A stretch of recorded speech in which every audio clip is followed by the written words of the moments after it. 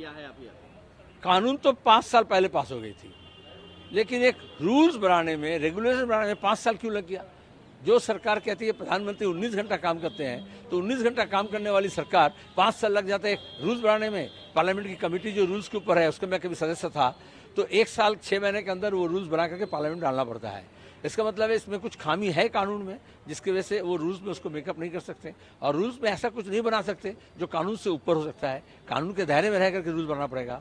चुनाव के पहले जिन लोगों को वो वादा किए थे कि हम नागरिकता देंगे, और जिसको पहले वो गाली देते थे कि वो इलीगल माइग्रेंट है, बांग्लादेशी घुसपैठिया है, ये आरएसएस कहती थी, अब चुनाव के वक्त उनके वोट लेने के लिए वो कहे कि तुमको हम नागरिकता देंगे, लेकिन ऐसे वो नागरिकता दे नहीं सकते, इसलिए रूल्स बनाए। रूल्स बना करके वो चुनाव पार कर लेंगे, और एक तरफ कुछ लोगों को कहेंगे हम तुम्हारे नागरिकता को छीन रहे हैं, और कुछ लोगों को कहेंगे हम तुम्हें नागरिकता दे रहे हैं। ये कोई लॉजिक तो ही है बच्चों का कि वो डाल देंगे?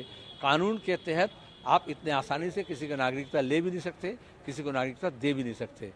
लेकिन सरकार, आसाम में हमने पहले देखा डी वोटर किए थे, जिसके वोट का अधिकार को पहले छीन लिए थे। अभी बंगाल में वो शुरू किए थे आधार कार्ड को वो डीएक्टिवेट करने का। तो ये सरकार तो एक्टिवेट कुछ कर नहीं सकते हैं, वो डीएक्टिवेट करते हैं। बाद में जब वो हंगामा खड़ा हुआ तो अभी बोलते नहीं हमारा गलती हो गया। तो अभी वो ये रूल्स को दिखा करके चुनाव पार करना चाहते हैं। इतने जल्दी ना कोई दरखास्त कर पाएंगे, पहले तो रूल समझने में लोग लग जाएगा। और ये सरकार हमेशा चाहती है कि कागज़ जमा दो, तो फिर बोलेंगे सबको सब तमाम कागजात तुम जमा दो। जो सबसे पिछड़ा हुआ, सबसे गरीब, दलित, मतुआ, नमशूद्र है, उनको ज़्यादा परेशानी होगी कि उनके पास उतने कागज़ होते नहीं हैं जो सरकार जो कागज़ देखना चाहती है।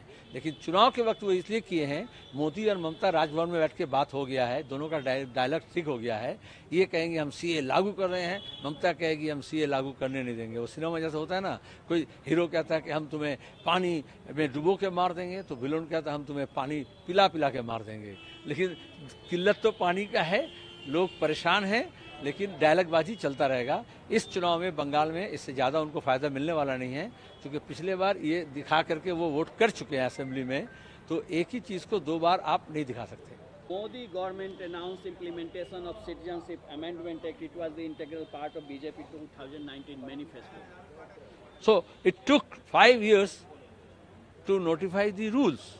Normally, a government, after passing an act, they frame the rules within 6 months or 1 year. So why it has delay? Whenever festivals come, it comes according to the calendar. And CA question comes after 5 years when election is in the there. So during election, they want to use it to develop binary. Now Mamata will say, I will not allow, Modi will say, I will do it, and there will be dialogue-bazi only. But actually, people are not going to get it. People are now oppressed. People's desire is suppressed. Their demands for job, education, the problem of price rise is not being addressed. Modi government has failed to evoke the emotive issues. They have played so many things. Now, as a last resort, before the election is declared, they are declaring these rules. But I can tell you, in Bengal, the BJP and Trinamool won't be able to refurbish their image through these rules.